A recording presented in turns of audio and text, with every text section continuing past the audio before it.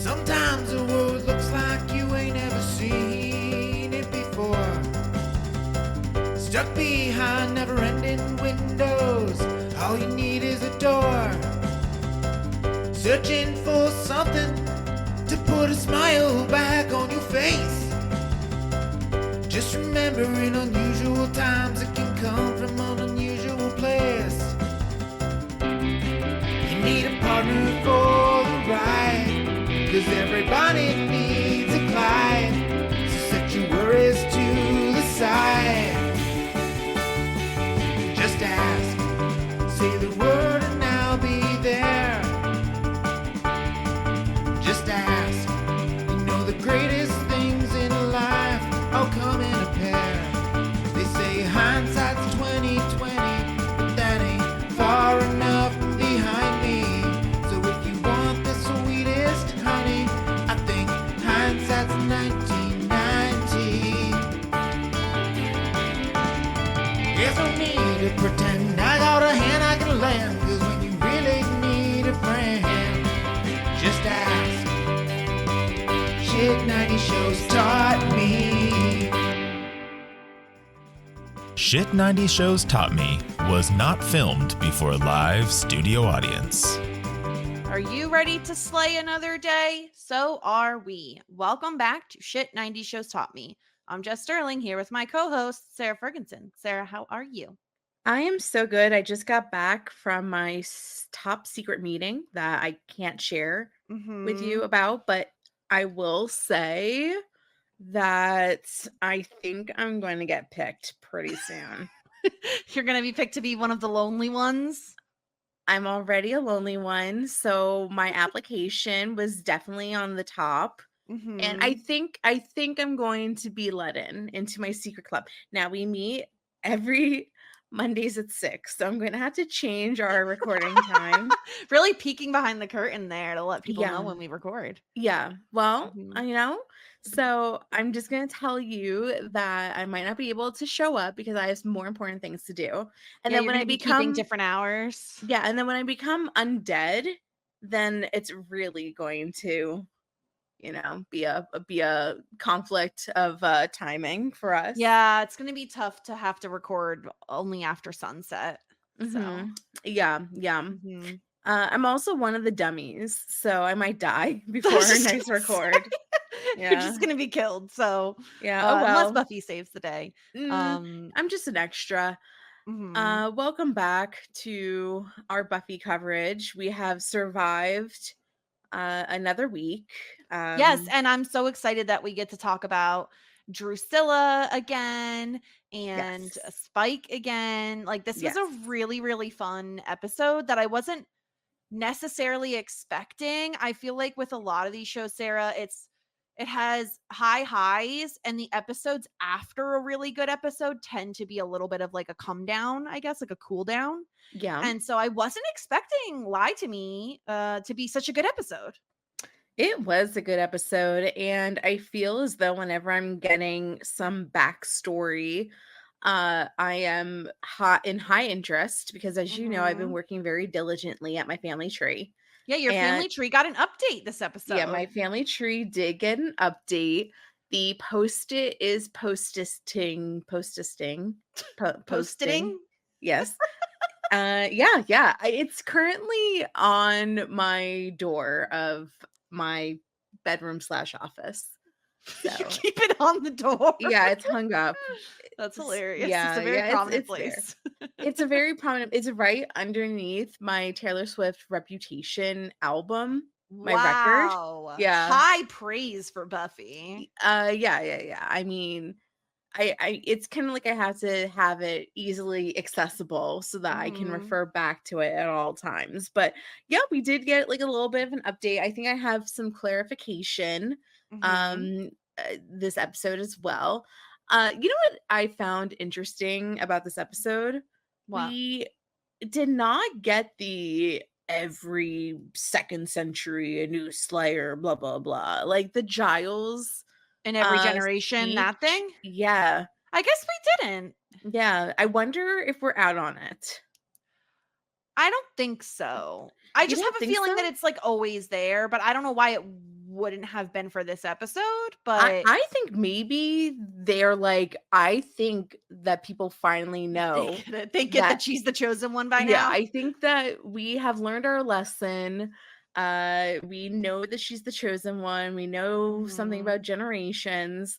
Now, I don't remember, I can't recite it for the life of me. I'm sure plenty of people can, but it was not there. It was not available this episode. Maybe they were like so eager to just jump into things. They're like, we got a lot to get through. We don't have time for the nonsense at the top. So we're jumping in because we are jumping in. We start off this episode with like, I don't know. I was really excited to see Drusilla first thing because I feel like her and Spike are the new hotness. It's like all I think about is what they're up to in these episodes. And so really, like, I find them to be captivating villains that I really want to know more about. So I was really excited to see Drusilla first thing. Didn't feel great about the child that was out in the dark on the playground without a parent or guardian nearby. This is the ultimate latchkey kid. This kid got dropped off at the playground, was told that he was going to get picked up. Meanwhile, mom was going to buy like cocaine at the local, Bronze for adults back there and totally forgot to pick her kid up. He's like, my mom's picking me up. Dude, your mom is not picking you up. You're living at the playground right now from now until forever. Yeah. You better get under that jungle gym because that's where your life is now. Did Pat ever forget to pick you up? No. Of course not. You were the sparkle in Pat's eye. I like to think so. I don't think so. I think Robin forgot to pick me up a few times, maybe. Typical. Yeah. She says that she didn't, but I know she did. Yeah. I was the last one. It was horrible. It was raining. It was very traumatic. Was it actually raining? Or it was. It was raining. It was very traumatic. This feels like revisionist history. No. It happened. Yeah. I know this kid's plight. Yeah. He's stuck on the playground. Drusilla comes up and is like, do you want some candy? And the let me sing you a creepy ass lullaby. Let me sing you what? Yeah. What will your mom sing when she finds your body? Totally normal question, Dru. Totally normal question. Yeah. This is a sick as fuck lullaby. And Sarah, as a nail enthusiast, can I ask you about your thoughts on Drusilla's manicure? She's doing like a little bit of like a reverse French manicure where she has like black as the base and then white tips. Well, now that you ask, I have to do a little bit of a look-see look. Yeah, take a look at them. Oh, I think it is. They're gorgeous and they fit the vibe. Okay, yeah. So this is what I would call like a French tip. The base is black and the tip is white. I would never get this, but I think it's really cool looking. If it makes Dru happy, then I'm happy for her. I will also say that her nails are like a squoval. Yes, love a squoval. Yeah, they are. I know you're an almond girly, but I am an almond girly. But the Gen Z said that almond is out. But I think that we're ignoring I just think you need to go with whatever your finger shape is. That's what it is. Your nails need to be almond shaped. That's just the way they want to be. Yes, my nail tech Janine said I have the perfect fingers for the almond shape. And we trust Janine the Virgo, so we do trust Janine, but Mimi's a little bit more time efficient. Mimi's probably also not as fucking bossy as Janine was. But also she doesn't give a shit about me. So but you say you'd rather someone boss you around because they care than not give a shit at all. Yes, I would. See, I'm the opposite. Give me the person that doesn't even care, doesn't even know my name. Give me that person. Beautiful. I think Mimi knows my name. Mimi, I think I told this story, but Mimi, I left one AirPod at Mimi's. Yes. And I was like, you know what? I don't know where this AirPod is. I'll never get it back. But the location says it was at Mimi's. And the thing is that like she went to Vietnam for an entire month. So I was without my AirPod for a while and I was like, ugh, it's gone. And I lost it. The day I come back and Mimi is there and says, I think you lost something. I didn't even need to bring it up. Mimi kept my AirPod. Mimi is incredible. The whole time she kept my Wow. AirPod. I Yep. love And my that. nails don't break as much as it did with Mimi Janine. is really a legend. She's a legend. I'm gonna have to break up with her actually in a Oh week or two no, that's because you're moving. Well, because maybe I'm there's moving. another Mimi somewhere where closer to where I'm we're gonna be sure living. there's Mimi aplenty. Yeah. I had to guess. I'm Um sure Dru went to Mimi. yeah, speaking of Dru, can I also ask, it feels like, and maybe I feel like you would also notice this, it feels like Drusilla is always wearing the same sort of like nightgown, like a Yeah. white, like silky nightgown. Yeah, And it exactly the nightgown that was drawn in in the Angel's journal. book, Yeah. but yeah. I feel like it's what's interesting to me about it is it feels very childlike in Yes. appearance. Yes. And so I guess that obviously goes along with kind of the backstory we hear a little bit about this episode. But Yeah. it was the first time I really noticed that, like, wow, she's wearing the same outfit again. And it always seems to be this like silky, childish nightgown. So, this is like an empire waist, like 8-line dress, and it actually reminds me a lot of the dresses that like Daphne wears in Bridgerton. So I think Mm-hmm. of that time, and I think you're right. Like I think the girls are meant to look like virgin-like She's and very demure. nearly, yeah, very like nearly childish. To look like you're like pure, which is one of the reasons why Angel later on says that he was like obsessed with her. So I Yeah. think you hit the nail on the head. I wonder why Miss Girly can't get more than one dress. That's the weird thing, right? Because Yeah. we see Angel and Spike, like all of them seem to wear different outfits. So Do you it's just think really intriguing. maybe it's just like she's like I like the meme like I like it so I got another color and I like Yeah. that so I got another color. Like maybe she just has like 10 of the same dress and it's just slightly different. I'm not I quite mean, sure. I just think Drusilla is a bit eccentric based off of what Angel says, right? Like he Yeah. basically says I drove her mad.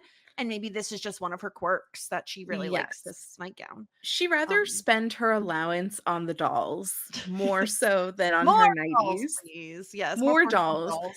So Um, she's being a predator to the child, and Angel swoops in, is like, run home to your mama. Like, get out of here, kid. yeah, and it's very obvious that they know each other. And she seems like, I don't know, the way that she's interacting with him feels romantic, right? It feels like they have a history. Um and he's like, well, if you don't leave, like it's going to go badly. And when he says like you and Spike should leave, she says, or you'll hurt me. No, you can't. Not anymore. Hmm. Yeah, it's really hard to dissect a lot of this. And it's interesting because, like, at first she says, like, oh, do you remember, like, when she said, she didn't say my mummy. She said, when mummy sang me lullabies. And he's like, Yeah. yes, of course. For a millisecond, I was like, wait a minute. It's a Is sister. it his sister? I don't think it is. It's not. But for a No. second, I thought it was, and I was like, "Ooh, that's like a cute little Uno reverse." But Mhm. um, I think okay. So what do we know about Dru? Dru is a woman. Not really. Yes, indeed. Dru is a person that got driven mad by Angel. More on that in a bit. And Mhm. Dru, we know, got killed by Czechoslovakian or Czech Republic uh vampire hunters That and, was a rumor and that she is was killed in Prague. sick. And Right. we're That's why saying no that one suspects she's alive, maybe because of it's Prague. like you can't hurt me anymore because like I'm already like undead, like I you've think already that's hurt me I think enough. that's what it is. Like, I think she's referencing when she was mortal and Yeah. he hurt her versus she's now immortal. Is this Or a case of like sexual assault? I certainly hope not. Although when it comes to vampires, I do think a lot of the time the way they portray vampires feeding is sexual in nature. Yeah. So More on that later because we're gonna have to like very much dissect the wordage because certainly, yeah, it's a little confusing. But yeah, like Angel kind of gives her the out. It's like if you want to live, then leave. You and Spike can yeah. leave by all means, just go. And he's trying to reason with her. Meanwhile, Buffy is doing her nightly duties. She has her 5 to 9 after her 9 to 5. Hmm. And she sees Angel in her perspective like flirting with a girl because like Drew said like it's like a little like touchy feely. She the way she's like touching him like on his heart, she knows that he has feelings for Buffy. She says like, "Oh, you stink of her," basically. Stink of her. Yeah. And she like leans in, and we have an email that mentions this later from Joy, that basically the way in which she angles this lean in to kind of whisper in his ear, it looks like she kisses him from the where Buffy is standing. And Yes, that's like, true. and so Joy thinks that this is on purpose, that this is like intentional, that So she leaned in that Drew direction. Drew can sense that the Slayer is near and she's fucking with Buffy. That's what Joy was, yeah, insinuating. Yes, which I think is interesting and certainly could be true. We have no idea what, like, we know Drew tends to have like visions or something, but Yeah. we don't know if she possesses any other powers, like, unlike most vampires. I still don't really understand if if all vampires have their own special talents. Like, I am so I don't sorry think for so. referencing Twilight again, but we know in Twilight everybody had their own special powers, like because Yeah. Alice had visions herself, and then I thought like everybody else had something. Like Not to our knowledge, like, it doesn't Angel has a soul, but he's unique in that way. he's unique. Spike Yeah. doesn't see, I mean, I don't like Darla, none of them seemed to have So, any but then special why is powers. Drew special? Well, I mean, she's a of course, princess, she's a right? princess. He called, I mean, unless he just calls her princess by like a cute nickname or something. I think Mm-hmm. she's a princess. I think the other thing though, Sarah, is I don't think we're meant to know No, now. of course not. You know what I Of mean? Like, course not. No. I don't think we missed anything, I guess is what I'm saying. No, I don't think it's a case of we missed it. I'm just trying to speculate like why is she special? Because like when we Mhm. first find out about her, like I kind of thought that she was like more towards the top of the totem pole, but if, like Angel, whatever, like if Angel made her a vampire, then like why like whatever. I don't know. How did she get special powers? Maybe because like I don't know. I can't I was about to like throw out something like maybe because she was like pure of heart or something initially. I'm not quite sure. Like We're a not supposed virgin to or know. something when she was turned? Oh, only virgins get superpowers. Brutal. Oh my gosh. Do you Yeah. remember that story? Speaking of, do you remember that story in True Blood? Did you watch True Blood? No. Okay, let me remind you of a story in True Blood. In True Blood, there's a character played by, gosh, I want to get her name right. I believe the actor is Deborah Ann Wool. And she plays a character named Jessica. And Jessica gets turned into a vampire when she's very young, like 16 young. Mhm. And the problem is that because she's turned into a vampire as a virgin, whenever she has sex, it re-breaks her hymen every single time. Oh my Isn't god. that awful? Oh my goodness. Yeah, Jessica. I know, poor girl. Jessica, your poor hymen. Poor hymen for Jessica.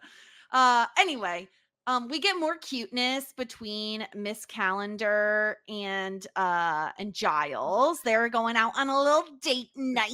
The worst date that she could have possibly brought him on, The but monster truck rally. This I is don't so know. funny to me. The fact that he even went and stayed proves how much he likes her. But certainly, this is a Yeah. terrible idea. Giles would hate this. I know. I don't know if she's just messing with him because like she has to know that he would not appreciate it. I think she's testing him. Oh, like how far would you go? What's the craziest or like what is the most like for example, when Adam was trying to court me, he like fully agreed to go to the Taylor Swift movie Eras tour with Uh-huh. me, and he went um and but like I could not get him to go to the Beyonce movie. Like, did Will do anything that like he would not do now when he was trying to date you? Gosh, he probably did. But we also have a lot in common, so I don't know that there's anything that I would have really wanted to go to that would have been very much like, if Yeah. anything, it probably would have been I convinced him to watch a specific show with me that he otherwise would not have watched. Like what? I mean, he won't watch Dawson's Creek. What a hater. That by that point we've already been dating a long enough time where he was like, "No, I don't feel the need to impress you anymore." He was married to you. I don't think we were married at that Yes, you point. Were we? were. Oh, we were married at that point. You're right. Yeah, so he We was married, started so he it really, in yeah, January 2021. yeah. So we were married. Yeah. I don't know. Yeah. Yeah, so he has plans. Okay, so Giles, as much as I talk shit, I am very happy with Giles because Giles was like, "You look beat. Why don't you take the night off?" Yeah, because Buffy's all sad because she saw Drusilla and Angel and she thinks there's something going on between them. And Giles is talking about like he still doesn't know why Spike is here. He's trying to research, but he hasn't found anything yet. And I really like Giles. See, this is what I'm saying when I feel like you can really feel the like parent child sort of relationship here where he says, "Oh, like he looks like worried about her. You look really glum." And he even like it feels very daddish to be like, "Well, you can spend the day with Angel." Like, doesn't Yeah. it Why don't just you go on a good old date to Mickey yeah. D's? Yeah, no, I definitely saw and felt this. And I feel like it has more to do with Buffy, the other episode when Buffy went to the fraternity cult and like she Yeah. lied to him because she didn't want to tell him like that she was like burnt out or just wanted to be a kid. Like I think that like he finally took that in and listened and was like, okay, she's a person and like all people get burnt out. She needs a break. So if you're looking beach or if you need a night off, like go ahead. Especially because Buffy had been like surveying the lands for the last few days. Yeah, this is a really good point that he's probably worried that if he does push her, she'll lie to him again and he'd rather be open with her and Yep. have her come to him with problems than lie. That's a really really good point I hadn't thought of. And then this next scene where we're in class and Cordelia is like defending Marie Oh my god, this Antoinette. was so good. She was just like, Marie Antoinette is a fighter. Not only did she have beautiful clothes and great makeup, but she was so kind to all of her underlings. Like she even let them have cake. Like what a woman of the people. It was very funny. I loved her saying she worked really hard to look that good. And people She just don't did. appreciate that. People don't appreciate that. She knows. And then Buffy and Willow are passing notes. They're Yeah. talking about Did you get like PTSD about this? Did you ever get caught passing notes in class? Absolutely, I did in Spanish class. Yeah, did the teacher read it aloud? What did they do? She didn't read it out loud, but she read it and I was talking shit about her. Oh So no, that's worst case. Oh my god, I got yeah. like my heart just started racing even thinking about Yeah. that. And it wasn't even in Espanol because I Of wasn't course very not. no, because I wasn't good in Espanol. But Awful. yeah, she didn't like me for the rest of the semester. I mean, I wonder understandably why, because so. you were talking shit. Yeah, I was a big note passer, if you can imagine that. Of course, I definitely can. I don't know that I wasn't a big note passer during class. What my friends and I would do, so there were two different things we would do. In middle school, we had notebooks and it would be like, this is my notebook with my friend Melissa. And we would like write notes to each other and like pass them between classes. Like, Yeah. here's the notebook and give it to my friend. Yes. Or we would do the thing where you'd write a note and then fold it up into one of those little squares. Yes. And then pass it. But it was always usually passing between classes, not during. Yeah. No, I had notebooks. I had notes. I had folded up pieces of paper. If Mhm. you're wondering what I was doing in class, it was definitely not studying or paying attention. It was writing notes. Now, I don't know what was so important that I had to share with my Yeah, friends at school. exactly. Like nothing in my I cannot think of one thing that was important enough for me to not wait until either lunch or like free period or after school, Mhm. but it seemed like vital information. Now, Yeah. Buffy and Willow are like talking about um Angel meeting up with this mystery girl, and the Buffy was like, she's pretty, she was wearing a pretty dress, she's Mhm. brunette. And Willow asked a great question and was like, was she a vampire? And if only Buffy still used her special vampire detecting skills. Yes, use your vampy senses, Buffy, Yeah, please. yeah. Seems like they're long gone, but she's like, I'm not quite sure because they seemed very friendly. I feel like And it could be a good indicator that they met in the cover of night on a playground. And not for nothing, Drusilla looks pale as fuck. Drusilla looks like a sickly Yeah, she's a little anemic, Buffy. Victorian girl. Yeah, come on, use She your yeah, brain, use your big girl yeah. brain, Buffy. No, Buffy's like, I'm not quite sure. She just looks like another hot teenager that he's flirting with. Yeah, this is where I think Buffy's teenagerness like Yeah. hurts her, is that she can't see what's very clearly obvious to most people. Yeah, because like she's just like, you're talking to a woman, and that means that you're in love with her and not in love with me. Oh, so brutal. Yeah. Yeah. So she's in a little bit of a pouty mood.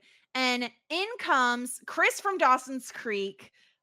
Did you recognize him immediately, Sarah? No, No. of course I didn't. I have face So blindness, I this guess. guy, I recognized him, but it took me until it may have been shout out to Tom Palmer, I think, who referenced him to us. Chris is the guy whose parents were rich and they did that like overnight study session at his house and they Oh, jumped in the pool together. so fun. What They a did like the fun. sex quiz or something. Yes, good times. That was a good episode. I'm also pretty sure he wanted to try to have a threesome with Jen or something. Who wouldn't? Anyway, so he's here. His name is Ford in this show. And it turns out, and I found the timing of this, Sarah, to be really funny because we literally just covered the Buffy movie. And so when I saw him, I thought possibly for a hot second that he was going to be the motorcycle dude that she like hooks up with at the end of the, what is it, Luke something or other, that she Luke hooks up with. Perry. Luke Perry, thank you. That she hooks up with at the end of the movie. But he's not. But she did go to school with him for 7 years, I think she said. So they know each other from LA. Yeah, I actually thought the same exact thing as you, and I was kind of hoping if only, I mean, they could have just done a cute little nod and been like, my name is Pike, and like Yes. people, if you knew, you knew, if you didn't, you didn't. But I think I'm pretty confident it's a different guy, especially because once again the movie is not canon in the world Yeah. of Buffy the Vampire Slayer, the TV series. But I kind of got, and I don't know why I wasn't suspicious right away, because like in my head I'm like, you know what? Like this group needs a fourth. Like we need another cute Oh, you thought guy. he was here to stay. I was kind of hoping because like I really Interesting. liked their vibe at the beginning in this scene, and I should have known, because like you're not going to introduce somebody that's new like 7 episodes in. That's like, I don't Yeah. know. I guess I should have known, but I was kind of hopeful. I was like, is this going to be like a fourth? Because you know what was funny? I totally had forgotten that Xander and Willow had another friend that died in like the pilot or the second episode. Oh, yeah. Like he became a vampire, that guy. Yeah, I Yeah. totally forgot, because like I think that we were expecting this to be like a group of 4 besides Angel. But Yeah. No, he doesn't um count because he's a vampire. So yeah, he doesn't go yeah. to school with them. No, I guess so I wasn't let me try to think about exactly how I felt. I was a little suspicious of him, but I mostly thought, oh, he's just here as a second love interest option for Buffy to like cause friction between her and Angel.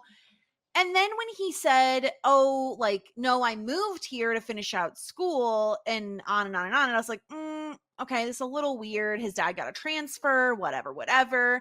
And we find out that Buffy had like a big crush on him when they were in middle school and he didn't give her the time of day. And here we are yet again. Jealous Xander is in the house. And doesn't Buffy have any fat friends? Xander, go fuck yourself. Okay? That's all I have to say about that. Yeah. I think Xander's going to get over it eventually. When? Are we going to have to wait 4 know. seasons? Because seriously, what are we doing? No, I think that's like by the end of the season, he'll probably get a girlfriend, maybe Cordelia. That's all I want in this world. And I want him to get a girlfriend so that he will stop obsessing about Buffy. Yeah. I mean, like, that would be nice. That would be nice. It's just, I think it's just like a rinse and repeat, you know? Like, it's getting tiresome. Yeah. But it's whatever. Yeah, he is jealous of the new guy. He was also jealous of Angel earlier. So it's just another day, another bout of jealousy. Yeah. Buffy invites him to go to the Bronze later. Yeah, it's they end up, we actually flash right to the Bronze where they're all kind of playing pool together, and Buffy shows up and there's Angel, and Buffy, this is just, I can't be mad. This is such teenagery stuff to be angry at someone, not tell them why you're angry at them, but give them like a little bit of the cold shoulder and just let them try to figure it out. And Sarah, the worst thing that he does, the most criminal offense, is that he lies straight to her face about what he did the night before. Yeah, because she's fishing. Like, she wants to know who Dru is. She wants to know what the situation is, if it's someone that he's interested in. And she asks him, like, what were you up to last night? And he's like, oh, I just stayed in. I was just like reading my books. And she was like, really? Like, you didn't do anything? You didn't see anybody? And he's like, nope, I didn't see a person. Not at all. The minute she asks, you didn't see anybody, you should know you were caught. Like, bro, you're how old now? What, hundreds of years old? Come on now, read the room. Yeah, he's like, I saw nobody. I just read my books. Have you read this good book? It's called Huckleberry Finn. It's a new one. He's like, this is new literature. It's a new one. And she's like, oh no. She's like, Angel, this has been around for millions of years. Yeah, I found it in the new section of Barnes and Noble. Yeah. Meanwhile, Buffy's reading Sisterhood of the Traveling Pants. Yeah, Buffy's like, you know what? I love this Babysitter's Club book. She's like, can you believe that Claudia is not allowed to have candy? She has to hide it. That they're detectives. No one ever suspected. She's like, can you believe that Stacy has type 1 diabetes? This is so relatable. Like, no. So no, Buffy does a little bit of flaunting. Oh, I will say, as much as I hate Xander, and I do, I will give him credit for making me laugh when Ford sees Buffy talking to Angel, and they're like, he says, oh, who's that? He's not in school, right? He looks older than her. And Xander says, you're not wrong. And then when he shakes Angel's hand and he says, oh, you have cold hands. And then from the back, Xander's like, you're not wrong. Yeah, Xander is definitely the epitome of the peanut gallery. That's for sure. Yeah. He's got a lot to say about nothing. Seriously. Buffy wants to make Angel jealous, and so she like basically blows off Angel to hang out with Ford, and she's just like, oh, Ford, do you want to, like, I'm hot, do you want to like take a walk? And Angel is so confused. There is like literally nothing happening behind those eyes. He's just like, wait, what? He's a genius. What are you talking about? I am so for Angel, but I'm also very for him just being a himbo. Yes, I'm fine with both. Are we allowed to classify him as himbo status yet? Because I feel like he's like pretty much a himbo at this point. He's a himbo. I mean, we really got to learn more about him later. I'm just going to be like a huge advocate for him in a few scenes, but yeah, like he's like, I'm obsessed with him. Anyway, he is confused because he is normally used to Buffy drooling all over him, but Buffy goes out with Ford and has like a little chit chat, and she hears what I would classify as like the the vampire noise. Like apparently vampires make a noise when they show up someplace. Did you hear that? Yeah, it's like a little bit of like a crash with like electricity thrown in for fun. Yeah, yeah. It's kind of like when people get beamed in Star Trek. It's like some sort of noise like Sure. that. Yeah. Or like going back to like Harry Potter, you know, like when they what's the Apparate, is that it? apparate in? Yeah. And disapparate, yeah. Yeah, yeah. Yeah, it's a similar sound, and she knows what it is. She's well aware of what that sound is, and so she asks for it. Oh, go get my purse. Like I have to, whatever. I'll wait out here. Sarah, as soon as I found out that she knew him from her other school, I had assumed he knew she was the Slayer because, girl, you like set the gym on fire and killed a bunch of vampires. Like I just felt For like it must have fun. been known that in LA she was the Slayer. But also we learned very early on in the series that because vampires and slayers are such like an abstract theory, people seem to get like amnesia around it. And they're Yeah. like people like try to like trick their brains into thinking that what they saw wasn't real. Right, that was in, like, season 1, I think, right? They mentioned Yeah, that, so yeah, I I guess guess she's so. just used to everybody just like making up excuses for things that they saw that were unnatural, but Mhm. he is fully like, you don't have to lie to me. Like, I know what's going on. I know that you're the Slayer, and she's surprised. And I guess I once again should have been suspicious of this, but I was not. One of these days I'm going to just like catch on to the tricks, but No, not well, at this moment. we haven't had it confirmed yet, but I feel like you immediately caught on to the Drusilla in as a drawing in the journal. That you were very quick with that. Yeah, no, like that I understood, but that's because like I mean that was like obvious. Like I just think that like I need to be more suspicious of these Of new randos. characters, yeah. Of the yeah, because I think that especially because it's like Monster of the Week or like episodic stuff. Like Yeah. anybody that's new is probably a baddie. Very fair assessment. And I love when Buffy is doing her little breakdown with Willow after. Willow is so adorable. She goes, "It's neat. Is it neat?" Willow, okay, like Willow was really loving the girl talk this episode, and I actually thought that Willow is very endearing all episode. Like Oh, she, love this Willow this episode for yeah, sure. yeah. Is this the first time we see Willow's room? Because of course I Yes. have comments. I mean, I have plenty of comments as well. Yes, this is the first time we've seen it. What did you think about her white wicker bed frame? Horrible, but of the times. Very of the times. At least 5 or 6 stuffed animals on her bed. Ugh. Have I ever complained to you about stuffed animals? I just think stuffed animals are so fucking stupid. I don't think you've ever complained to me about stuffed animals. I hate stuffed animals. Is And this I like a hate childhood thing or No, just as an adult you hate them? as an adult, like I just don't understand when adults hold on to stuffed animals. It's like you're an adult. I think it could be 2 things. I think either you like collect them, right? Like they're just like memorabilia that you like to like display. Yeah. Or I think another common thing is it's like a comforting thing from your childhood. Like you're like always slept with one stuffed animal and so you Yeah. still do. I don't know. Those are the things I can think of. So Willow's stuffed animals consist of one brown teddy bear, one white teddy bear, I think a dog, and a snake. Yes. Yes, ma'am. And she has like a hubby pillow on her Yes. bed. She also has a picture of her and Buffy beyond by her bedside. Well, and her and Xander. Oh, and her and Xander. Yeah. And There- are these elephant slippers? I think they're elephants. Yeah. I mean, they're some sort of animal slippers.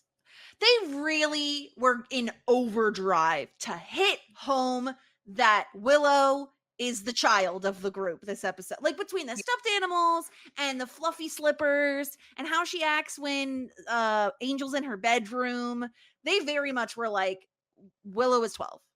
Willow is a child, but do not worry. Now we see Ford come in to a creepy area and he needs the password, and it's Yeah. like, what's going on here? Yeah, a little speakeasy A action little here. speakeasy, and we find out that Ford is like the president of the We Want to Be a Vampire Club.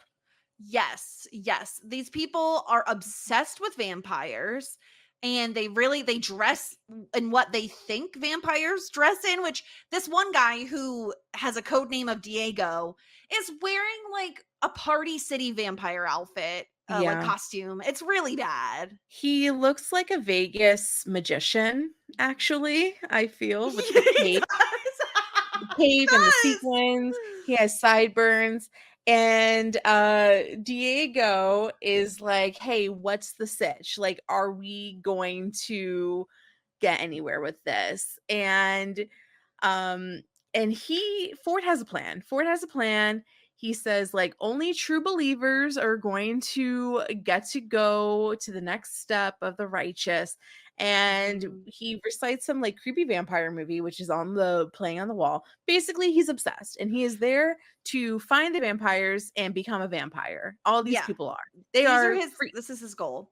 Yes, Did you yes. notice, because I didn't notice until my rewatch, that while Ford is there, he pops a pill and the guy asks what it is and he says it's Ritalin. But knowing now what we know, what we find out later, Yeah. that he's sick, I have to assume this was like medication for his illness. Yeah, I mean, like, that makes a lot of sense. I didn't really put a lot of thought into it, but now that you say that, I would say that Mhm. that is probably a good call. Yeah. But yeah, it's very obvious that because he even is like reciting word for word this vampire movie that's on the TV. Yeah, he's a little bit of a obsession with vampires. Yes. Yeah. Now, horrible that it has come out all over the country that Sunnydale is the epicenter of vampires. Nobody's Hellmouth, keeping, baby. yeah, no one's keeping on the DL, but you would think that they would. But we got my favorite scene of the Me episode because too. Willow is, I don't know, doing her little things on her bed, like A little doing the like, nighttime routine. yeah, the little kickies, and she hears a knock at the door, and it is Angel, and she's like, "Oh my gosh, a boy has I'm not come supposed to to have my boys bedroom." in my room. Yeah, boys in my room. He's like, "I promise that I won't try anything." Willow says, Mhm. "Okay, then I let you in because he's not allowed in without her permission."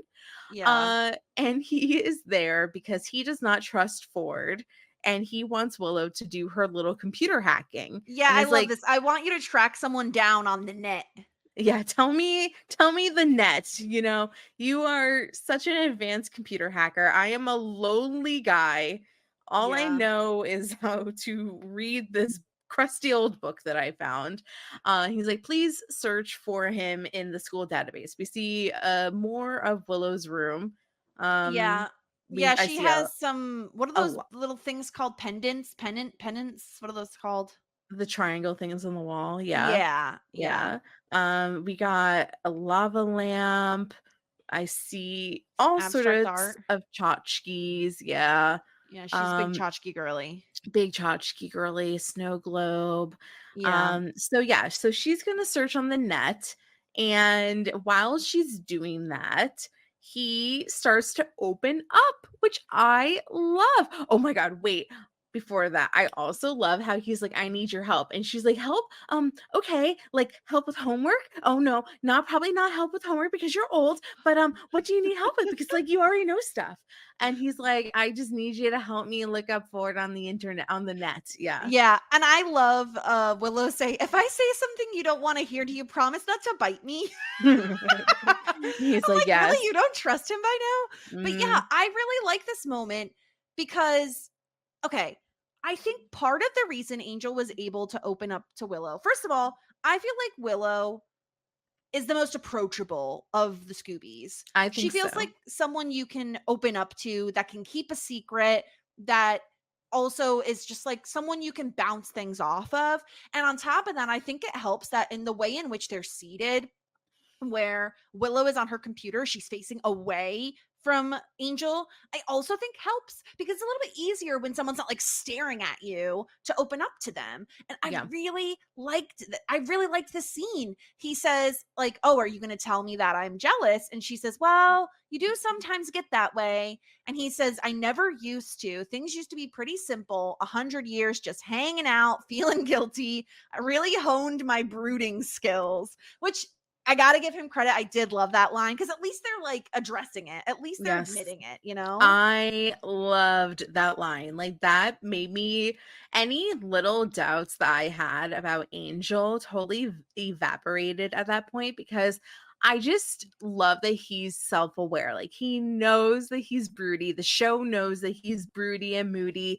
And like it is very stereotypical vampire that has morals to just be brooding and like depressed the whole time, that he has this like huge weight on his shoulders. It was great, and the fact that he said that was really funny. Yeah. Yeah. And he's like, then she comes along and I get jealous. And he says, it's just in my gut that I don't trust this guy. And he's correct not to trust him because Willow says, "Oh, this is weird. I've hacked into the school's database," as she usually does. They really need better protection at that school. She went on sunnydalehigh.com. She went to directory, and then she It's not listed there. The drop down menu was like, and then it said student directory. Then she went Control F and typed in Billy Fordham. She's like, "I cracked the net." Yeah, he's not so there. Funny. So funny. But yeah, he's not listed there anywhere. And so she's like, "Well, that's a little weird." But then Willow's mom, she hears her mom coming and she's like, "Ack! You have to leave. Not Jinkies." mom. Mrs. Rosenblatt, or whatever her name is, Rosenberg, was Yeah. almost about to catch a guy in the room. Yeah, so she kicks him out. Wait, and one question about guys in the room. Did you have any rules about guys in the room? The only rules I had about guys in the room was that when there were guys in my room, the door had to be open. Yeah, I had the same rule. Yep. But also, guess what? I don't know if I ever told you this, but so What? my family's house is a raised ranch, meaning Mhm. that my bedroom wasn't like you couldn't just open the window and go out. Like it was like a 10-foot drop, 8-foot drop, whatever. My dad specifically on purpose planted rose bushes underneath my window. Wow. So that if anyone tried, they would get like hit by a bunch of thorns. Gosh, Jeffrey Sr. is like no joke. Yeah. He's You know what I would have to say about that? What? Blowjobs can be pretty silent. What does that have to do? What? You mean with the door open or you mean with the rose bushes? What? Never. Never in my I wouldn't, you know me, Sarah. I don't even like kiss people in front of my parents because I think it's weird. I certainly wouldn't be given a BJ in my bedroom with the door wide open. You could do hand stuff under the covers really easily. The thing is, we almost never were hanging out at my house because he was older and we had like free reign at his mom's house. So we could do whatever we wanted. Where was his mom? Working, not home. I don't know. My parents are always home. They're homebodies. So anyway. Right. I had the same thing. Door open. Had to be the door open. Yeah, exactly. Those are the rules. And it was mostly because my brother was nasty. And so they were like, we institute the door open policy. Who is he bringing to his room? Well, when he had a girlfriend, her. Anyway. Interesting. But Willow, Angel asks Willow not to tell Buffy about this. And the problem is, as much as Willow is a great sounding board for your life's problems, Willow is a terrible liar. Mm-hmm. She's a nervous liar. Like she lies, but then she does the thing where she like overspeaks and is like, I'm gonna do work in the computer lab on school. That work that I have work, today because I'm at school, so I can't hang out. Oh, hi Ford, blah blah blah. She is very suspicious, but actually Buffy's not very suspicious of her because she just thinks that Willow drank too much coffee. Yeah, I love that she has this built-in excuse of like that's how she gets when she drinks caffeine. So she skitters off. She's out of there. Giles comes up and Buffy reveals to Giles that Ford knows that she's the Slayer, which Giles seems a bit uncomfortable with, understandably so, because it's like, this is a big deal. Like, I hope you didn't just tell him this to like score cool points. And Buffy's like, no, he already knew. I just thought this was interesting. Again, feeling very dad behavior of like, be careful, don't go telling everybody about this. Yeah, and also watch her behavior. Like, it's his job that Yeah. she keeps her identity secret. It Yeah. seems like in this iteration of Buffy, like everyone pretty much knows that she's the Slayer. There was a big deal in the movie about keeping her identity to herself, because once it was revealed, then everybody went after her. But it seems like, I mean, like Spike knows that she's the Slayer. Yeah, I mean, certainly. Yeah, and I'm a little like, I guess I got a little confused in this next scene that like, obviously by this point we're like, okay, Ford is suspicious as fuck, and they're walking on the school campus, and then they see two vampires running by. I was surprised Buffy didn't just tell him to stay behind. Like, it was really interesting to me that she gives him this cross and he already has a stake on him, like ready to go. I really wasn't expecting her to. I was expecting her to be like, go to the car, I'll meet you there in a minute or something, I guess it's the fact that she's known him for 7 years. If he was just like a new boy that she didn't know, she would probably be um a little less trusting of him. But Yeah. they do spot vampires. She takes care of one, and uh Ford gets one on the ground, is about to stake her, and he says to her, "You know what I want, give it to me."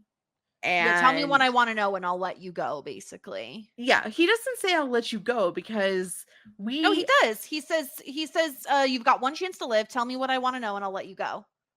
oh, okay. Okay. Yeah. Sorry.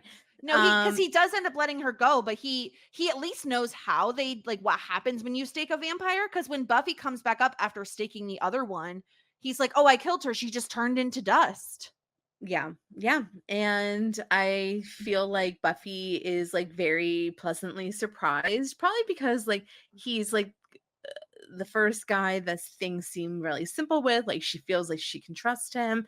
He's not like off put by the fact that she's a Slayer. He can hold his own. Like, I feel like he's checking a lot of boxes, especially because I'm sure she feels like she'll never have like a normal relationship because of her job. Yeah, I think you're right. I think part of her is a little surprised, like, wow, this guy can really handle himself very well. And part of her is probably like, this is so much easier. Like, I'm not dating a vampire. I'm dating someone who can help me slay, who understands my job, and that I don't have to lie to, right? You have to imagine that it's so freeing to be with a guy and not have to lie to him about what she's doing. Yeah, absolutely. I'm sure it is.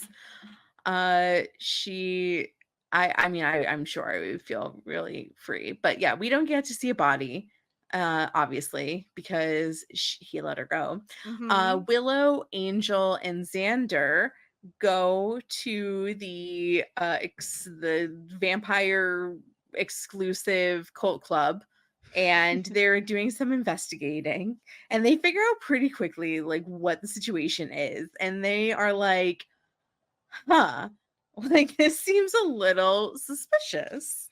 Yeah, this was so funny. They get in by saying they were friends of Ford's, and Angel is immediately like so irritated. He's like, these people are so freaking stupid. Like, they're ridiculous. They have no idea what it's really like to be a vampire.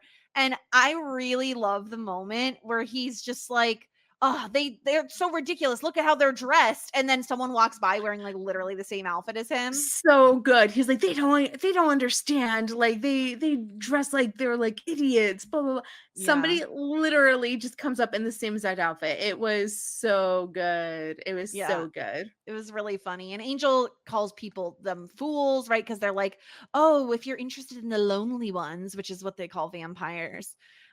He's getting really nasty with her because they don't understand. They like romanticize what it's like to be a vampire, Yeah. and they don't know how bad it is, and how like not all of them are like Angel. Angel is like the exception to the rule. Most of them are blood hungry monsters, not vampires with a soul. Mhm. Yeah, I mean, it's very frustrating, and I'm sure it's also like you are literally mocking me, like you are dressing up as me. Yeah. However, you have like zero idea uh the weight that and the burden it puts on me to be a vampire. So Yeah. he does not like these people, and the wannabe vampires are pretty offended by the dismissal that Angel is doing. And they're basically just not keeping their profile low, which was the one thing that they needed to be doing. Yeah, they're talking very loudly like in this public area, and they're saying like, "Oh, this is kind of weird that Ford, who's like really good friends with Buffy, who's the Slayer, is hanging out with a bunch of people who want to be vampires." And Diego overhears them as they're leaving, and we're like, "Oh, uh-oh. That's not good." It is not Yeah. good. Yeah. But Buffy, I was really happy to see that Buffy is like taking the threat of these vampires on the school premises seriously, because she calls Giles, even though he was on his date with Miss Calendar at a monster truck rally. He's probably like, please, please, Oh my somebody, God. anybody, please get me out of this. I need to get out of this. The way he calls monster truck rallies the nitro burning funny cars. Giles, Giles. I love you so much. Giles, you are not cool enough to be with Miss Calendar. So ridiculous. And Buffy does say like, "Oh, I sent Ford home, but he did get like a vampire on his first try," which is really cool. And in that moment, we have like all of Giles's books out and everything, all the research he's been doing on Spike and Drusilla, and Buffy sees a photo of Drusilla and she's like, "Who is this?" And Giles says she's called Drusilla, a sometime paramour of Spike's, and she was killed by an angry mob in Prague. And Buffy is like, actually, no, she's alive. Now, I know you're big on the theory, and I do agree with you that in the journal, the drawing of the woman is Drusilla. I Mhm. thought it was kind of strange that Buffy didn't recognize that, because I feel like the pose that Drusilla is, the way she's sitting and everything in the photo kind of feels similar to the drawing. Yeah. I don't know. Like, I think that maybe it's just like out of context. And, she's more focused on the fact, like, does Angel have feelings for this person? Are they intimate? Like, she's kind of coming at this, like, not so much of like, is this a vampire that I should be fighting? And more so is Yeah. like, is this a person that Angel is secretly in love with? That's true. Again, it's like the teenager stuff getting in the, which is why it's so complicated and intriguing, is all the Yeah. teenagery stuff really fogs her brain to some of the more obvious things in front of her. Yeah. Yeah. I feel like that would make sense in that regard. So yeah, she just like, and also she's like, what, like, obviously this person is significant because she was talking to Angel. Yeah. This picture's in Angel's book. Like, this seems, or is it Spike's book? I'm not quite sure. Anyway, the book gets stolen. I think it's a book about Spike, because that's who Giles was researching. Hmm. But yeah, it gets stolen by the vampire that Ford let get away. And Buffy's like, "Wait a minute, that's the vampire that Ford said he killed." Again, like very bright platinum blonde hair. Like it's a very obviously the same Very person. obvious. Yeah. Yeah. Yeah. And then we get like a really fun, I love whenever we get to see Drusilla and Spike together. Drusilla is so fascinating to me. She's singing, like she's like asking this dead bird in a cage to sing for her. She's, Yeah. "Don't you love me anymore?" You know who it Yeah. reminds me of a little bit? Who? Critical Role's Laudna. Yeah. Yeah. I mean, they're In a both way. undead. They're both creepy. I can see They it. she talks to her little rat thing. Yeah. Yeah. I'm saying that because I've only watched like 20 episodes of this season, so she could be totally different than what I initially Yeah. thought of. But I can see it.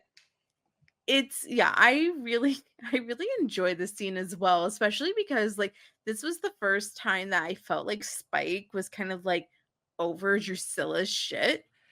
Yeah, he's getting frustrated with her. She's very preoccupied with this bird, and he knows she went out and met up with Angel and he wants He's jealous. information. He's very jealous. jealous. We have two very jealous people who want to know information about this Angel Drusilla meetup. And he says, what did you guys talk about? Old times, childhood pranks. It's a little off. You two so friendly, him being the enemy. And Drusilla is like, again, very preoccupied with the bird. And Spike's just like, the bird's dead, Dru. You left it in a cage and you didn't feed it. And now it's dead, just like the last one. And doesn't she whine a little bit? She's like, yeah. She's like, oh. I'm sorry. I didn't mean to upset you. She's like, she's just so upset because he treats her like a child in a lot of ways. Like, it's that's interesting. True. That's she true. She has a childlike quality about her. Okay, what she reminds me of is almost like a Veruca Salt from Willy Wonka, where she wants to get her way and she will have a little bit of a temper tantrum if she doesn't. And she holds a lot of power, but it's terrifying because she is so unpredictable. You just never know if she's gonna snap, is how I feel, because he treats her with such kid gloves, you know? Yeah. Like Dumbledore's sister. Yes. Yeah. Everything is Harry Potter. I'm sorry. I'm like, I as you know, I'm just not that good of a nerd at times, but I did read those Harry Potter books. Yeah, you can hang your hat on that. I can hang my hat on that, but no, but like, having a lot of power with not much control. But does she have control? I don't know. We don't know. I don't really know like how there she is. I don't know. Yeah, but he does apologize to her. He offers to get her a new bird that's not dead. Wait, I'm sorry.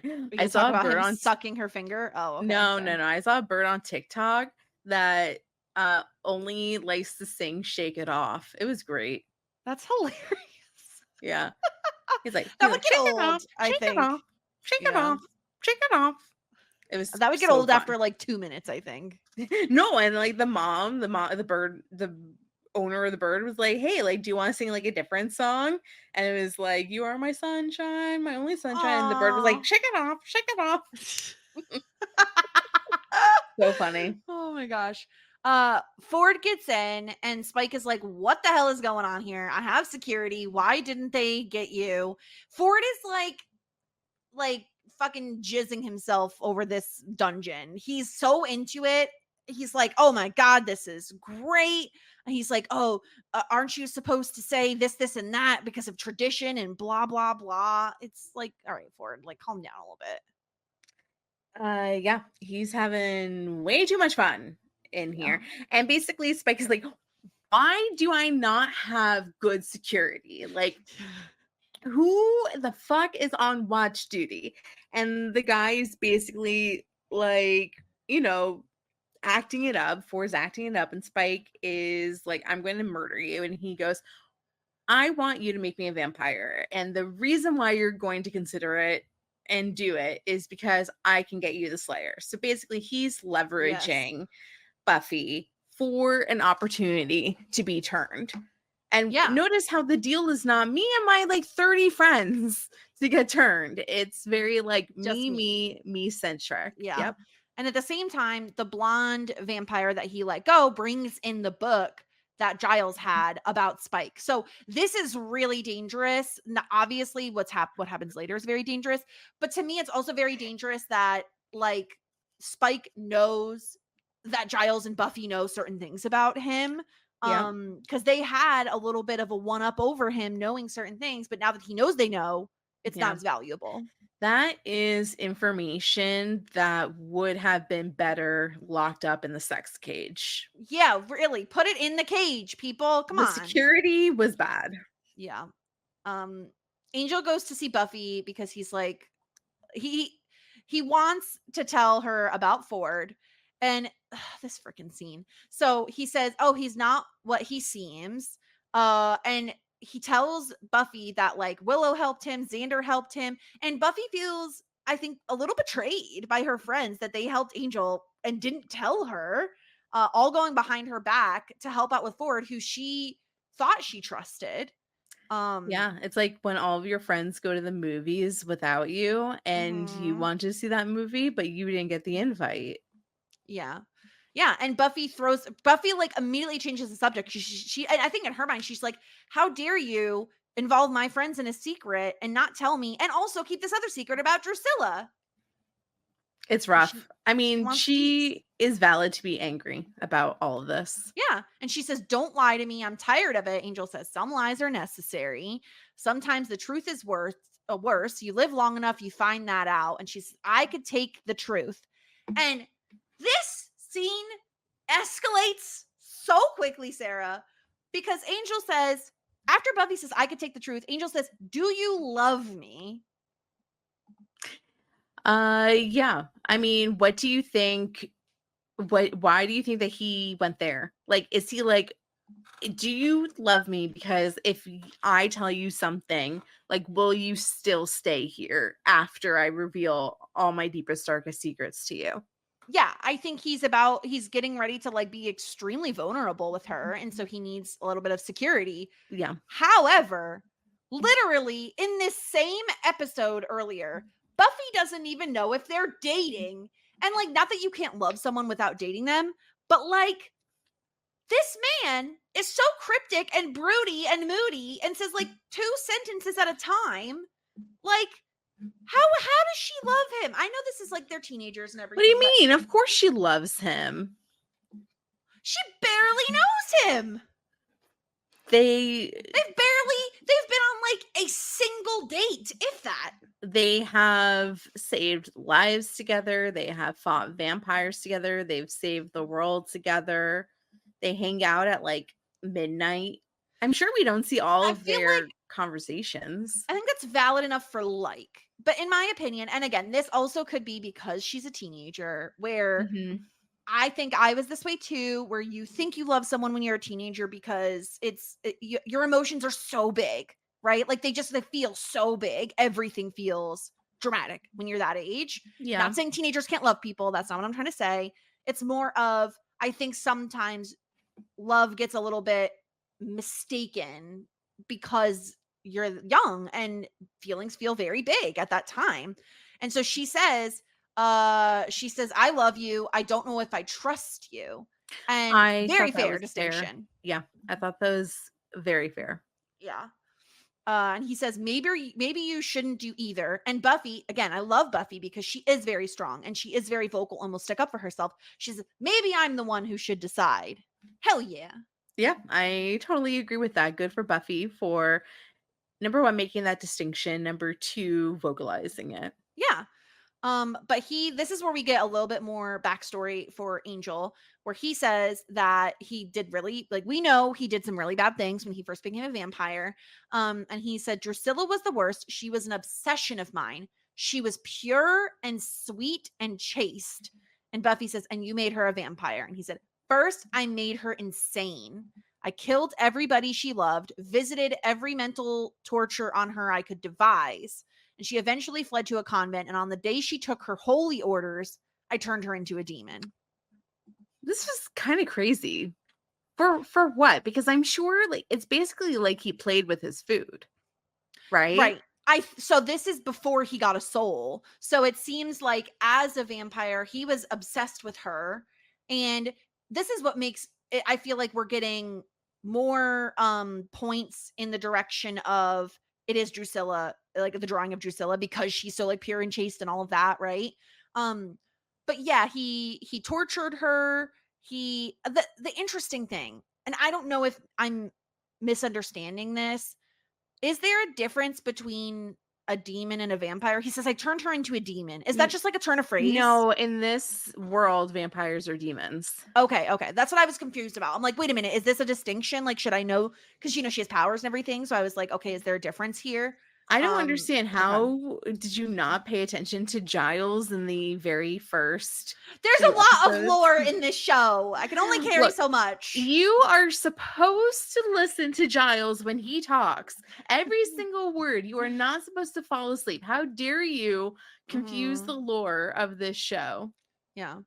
So what was your, because this obviously is a big update to Yeah. your family tree. So how did Well, you feel about this information? I mean, I thought it was very interesting. I think that I'm just like, I'm trying to like sort it out. So like he like came across her. He was obsessed with her. Now the thing is that it kind of contradicts what he has previously said, because like assuming that like she was actually like a princess or somebody that was of like a like aristocratic background, that's the type of person that he didn't like. But then again, she was pure, so like maybe she was different from like the Well, other girls. also this was 200 something years ago, Uh-huh. and he was a vampire without a soul at that point, Mhm. right? So he came across her, and like he was obsessed with her. Like he had to have her. And I'm sure that he wanted maybe for her to be his like partner, vampire wife. Like he wanted her. So, but then it's like, then just for fun, he like fucked around with her and I like think like killed you said, everybody, play with his played with her food. Yeah. food. Hmm. I The only mean, other question I have, and I'd have to go back and revisit some of the lore to make sure I understand this, but do we remember exactly why? I know he was given a soul as punishment, but do we remember like who did that to him? I don't remember. Because I'm wondering if it has something to do with Drusilla. Maybe. I mean, Yeah. maybe. I I don't know why. And I Yeah. was going to ask you that question earlier. Like, we know he has a Mhm. soul. How did he get this soul? We've heard that it was some sort of a curse, which is like, you know, Yeah, he was cursed to basically live with knowing what he's done, what but then actions he's yeah, like taken. who cursed him? Is there like a higher vampire order? Is it because Well, you have to uh imagine that like what he did to Drusilla is like particularly awful. yeah, We but like don't why we would they care? Like I feel like the thing is that you would only get punished for betraying another vampire. Like Well, that's what I'm wondering humans are if full reign of like do whatever the fuck you want. that's why I'm wondering if it has something to do with Drusilla. Like, was she someone else's pet, if you will? Or, you know what I mean? Like, or was there some higher up who was like, Drusilla's off, off limits. And if you fuck with her, then you're going to be cursed. Or I don't know. I don't remember, but I don't we'd have know, to but also look back. he killed everybody that she ever loved. That he And knows then of, right? mhm. And then and then she was gonna become a nun, which she would be such a good nun. Ridiculous, right? Such a good nun. And then on the day she was going to take her vows at the Coventry, he turned her into a vampire. Once Right. again, like just for kicks and giggles. Like I am Yeah. going to like on your most holiest day, I am going to make you like, but then like of course, then what happened afterwards? Like did she feel that did he like put her on house arrest and like keep her in and like maybe that continued being like a prisoner, but then like so then Angel no Dru made Spike. Right. It Huh. feels like I mean, the other thing I wonder is, right, we know that he says he drove her mad, right? Like he's the reason that she is the way she is. It makes me wonder if there's like a cycle of abuse, if you will. Like I don't really know a better way to put it, but did she do something similar to Spike? Like I think there's a couple different ways it could have happened with Spike. I think there's a possibility that she drove him a little bit mad and then they kind of were just like mad together, or so she's kind of continuing what Angel started, or it's certainly me. I'm wondering if Spike was someone similar to a Ford who willingly wanted to be made into a vampire or That something. I can see. That I can Yeah. see. Yeah. So this is like a huge revelation and very interesting in terms Maybe of lore like and the family tree. Drew became like too much for Angel to handle, so he was like, "You need your own little plaything." Or he could have gotten the soul at some point and that's when they cut ties. Yeah, maybe we'll we'll figure it out At some eventually. point, yeah. But for now he wants to focus on Ford, and he said, listen, he's like part of some weird society that like is obsessed with vampires. Like you absolutely cannot trust him. And yeah, we leave, like, we don't hear Buffy's reaction to that, but we are at school the next day and Ford asks if Buffy wants to go out and he's like, "Oh, I have something. It's a secret. Let's meet there at 9." And he's like all excited and Buffy looks pretty suspicious about this whole thing. And luckily for Willow and Xander, they don't have to lie to Buffy anymore because Buffy already knows everything about Angel was doing to Mhm. go behind her back about Ford. Yeah, she does sass them a little bit. She's like I mean, like, she's understandably annoyed with them Yeah. that they all had a play date without her. Yeah. I do love Willow saying that her and Angel have a forbidden love. Silly. It's like, yeah, you do tell Xander that, please. Mhm. So Ford goes back to what is it, the Sunset Club or something like that, and he's celebrating. He's like, "Oh, I've taken care of it. It's happening tonight." And they're all, "Oh, we're ready for the change," right? They're all excited. They want to be changed over into vampires. Um, and Buffy comes downstairs and she thinks that she's gotten one over on Ford because she's there early. She's like, "Oh, I just couldn't wait until tonight."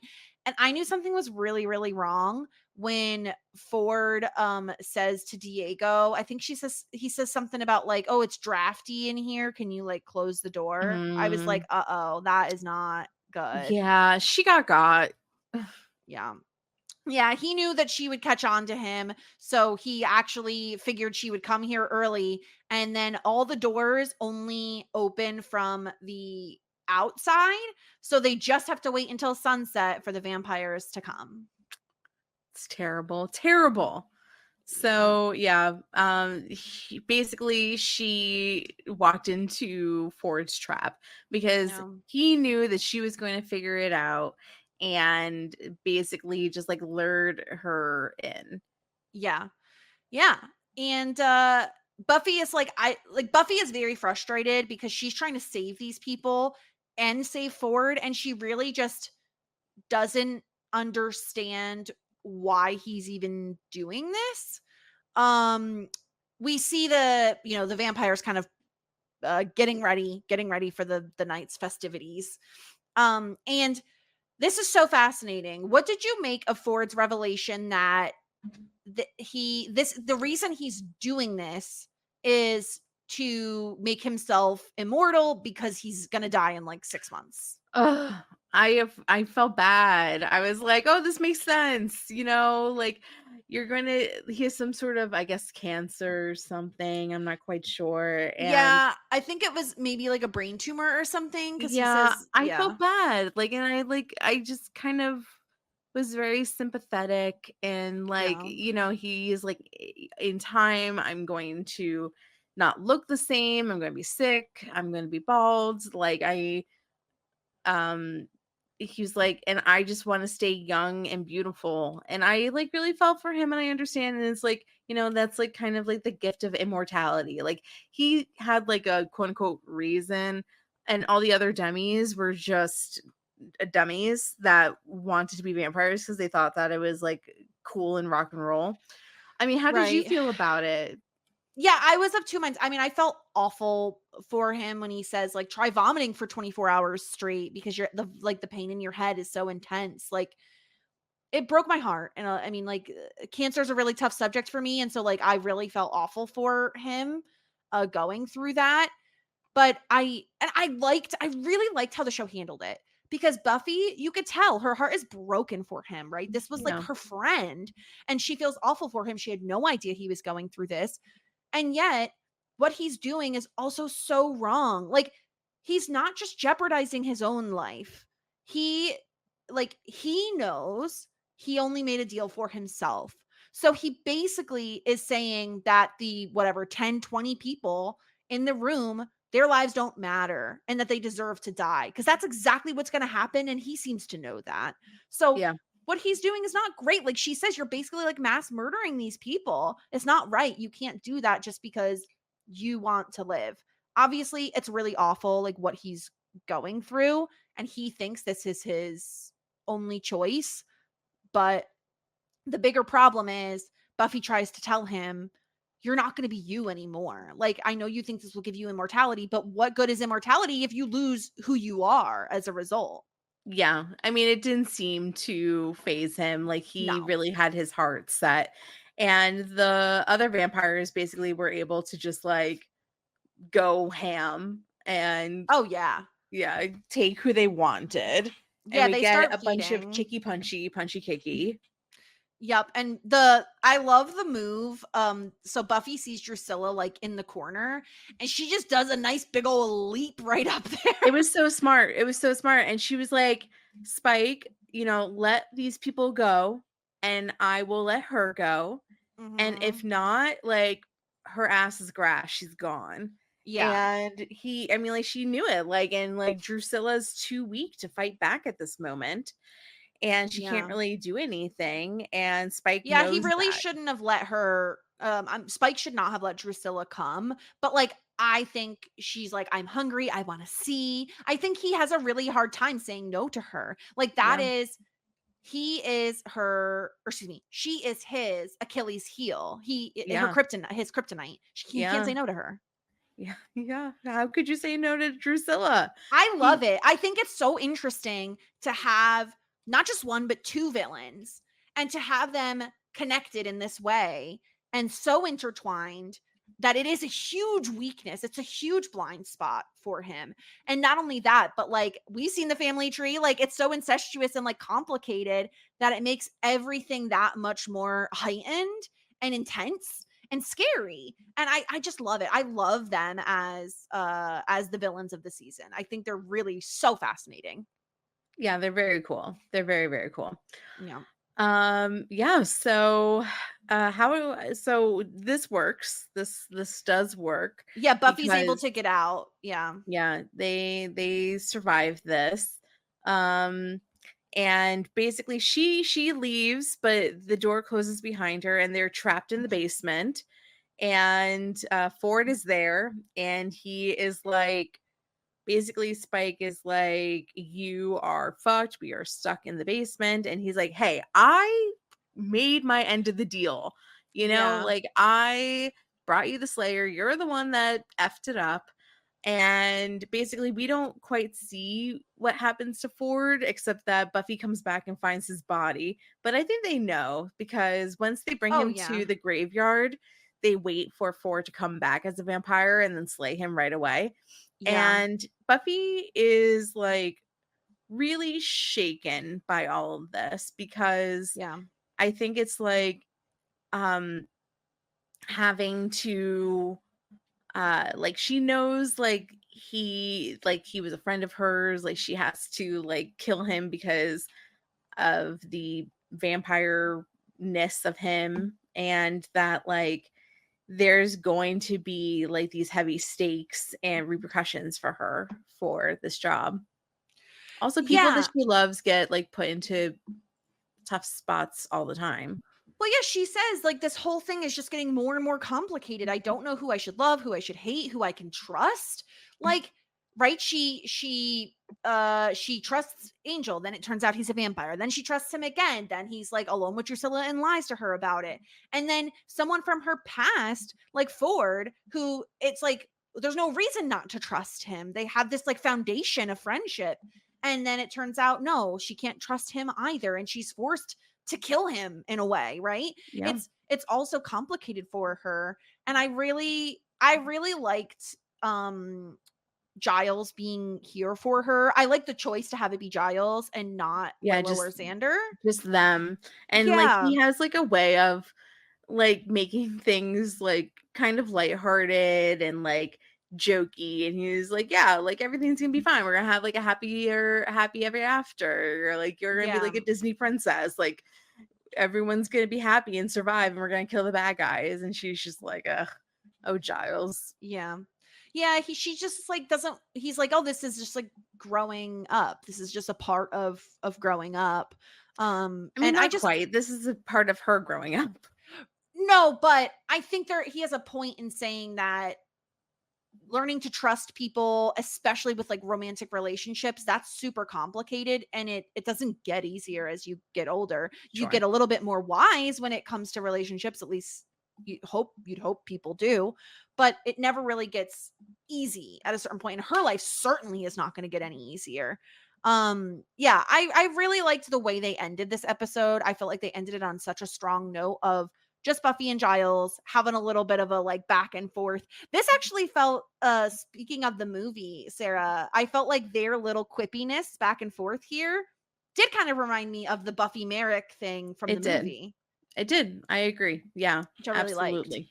Yeah, me too. This is a really strong episode. And I guess like we're a little spoiled in that I feel like whenever we have a guest scheduled to come on, I just like automatically know it's probably a good episode. So when we don't have a guest, I just like assume it's like a more meh episode. I don't read into it like you do. Probably because I'm not the one that's reaching out to the guest. Yeah, I have the schedule. Yeah. Yeah. So I just wasn't expecting. And again, like I said, I feel like this was common in Dawson's Creek and like almost every show we've covered, where when you have a really good episode like Halloween, it's really rare that the follow-up episode is really impressive, unless it's like a two-parter or something. But I really like this episode. I feel like not only did we get really great background information in terms of Angel and Drusilla and Spike, but it also felt like an important episode for Buffy in terms of trust and relationships. Yeah. So it was just overall very fascinating. Yeah. Yeah, I totally agree with you. Yeah. All right, let's get into some feedback. I mentioned her earlier. We got an email from Joy. So the very first line she talks about in her email is about like the sneakiness of Drusilla, like going into to whisper into Angel's ear at a certain angle to make it look like she kissed him. Sneaky. Mm-hmm. Joy also says Giles and Miss Calendar are so adorable. I definitely agree. I love their relationship. I think it's cute. So cute. Yes. The next installment of Buffy's Creek brings us Ford, aka Chris from season 2, and a new guy in the mix means Xander is weird and jealous, of course. Yeah, didn't miss that. Ugh. I love how Buffy acts like a teenager, terrible communication skills, jumping to conclusions, and Angel being caught in a lie but not realizing it, so he's very confused. Yeah. Himbo status, such a good like guy with the ladies. Mm-hmm. Joy says Ford already knowing about vampires shocked her the first time she watched because she didn't see it coming. Of course, I also didn't see him being the bad guy. So just shows my observation skills, I guess. Me too, Joy. Me too. Yeah. We don't see Willow and Angel scenes too much, but they're always so good. She's all awkward, but still being a good friend to Buffy while also being a good friend to Angel. And Angel opens up a bit, a change of pace from honing his brooding skills. Yeah. A+. Love that scene. My favorite scene of the episode. Yeah. The comedic timing on this show is the best. Angel saying those people don't know anything about vampires, and then one of them dressing exactly like him is genius. Oh my gosh. Yeah. That was also a great part. Mm-hmm. Spike and Drusilla are at it again, and I love every scene they're in. We get a bit more backstory of Drusilla, and we get an inkling of just how bad Angel was without a soul. I hope they continue this. I don't know, Sarah. Do we think they're going to do a flashback? I hope they do. Oh, yeah. I do think that they're going to do a flashback, and I think it's called Angel the Show, and I think you're supposed to watch that.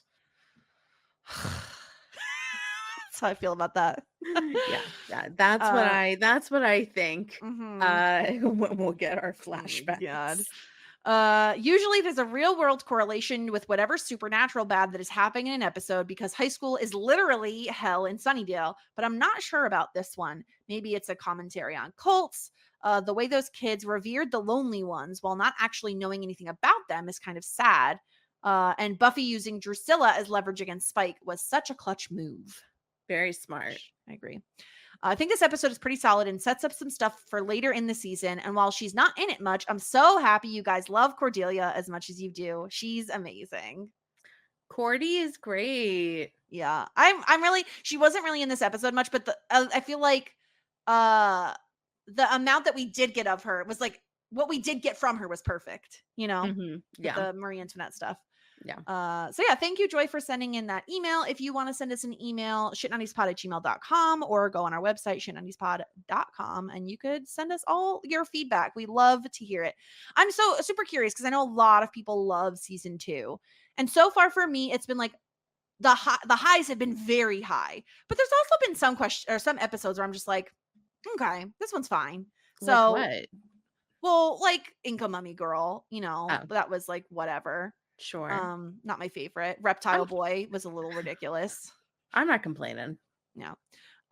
Would you like to know what next week's episode is titled? Yeah. The Dark Age. Uh-oh. When was the Dark Ages? Could that possibly be another I feel like it could Angel be. thing? I feel Early like Middle Ages. So it could be Drusilla thing, an Angel thing. I think that's too early. Oh, I don't know anything about history. Yeah, that's the episode. We also obviously are still doing Felicity coverage. Go check that out. And as we said before, we recently covered the Buffy movie. If you want to check out that podcast. Sarah, what else do you have going on? Lots of stuff over at Whirlwind Pods. You and I are covering Pretty Little Liars Original Sin, and everything else you can just follow along on Whirlwind Pods. Incredible. You can hear me also on Talkin' Shit, where I talk about Schitt's Creek every week. And that's about everything. So stay tuned. Next time we'll cover season 2, episode 8 of Buffy. And until next time, here endeth the lesson. Just ask. Shit 90 shows taught me. Shit 90 Shows Taught Me was not filmed before a live studio audience.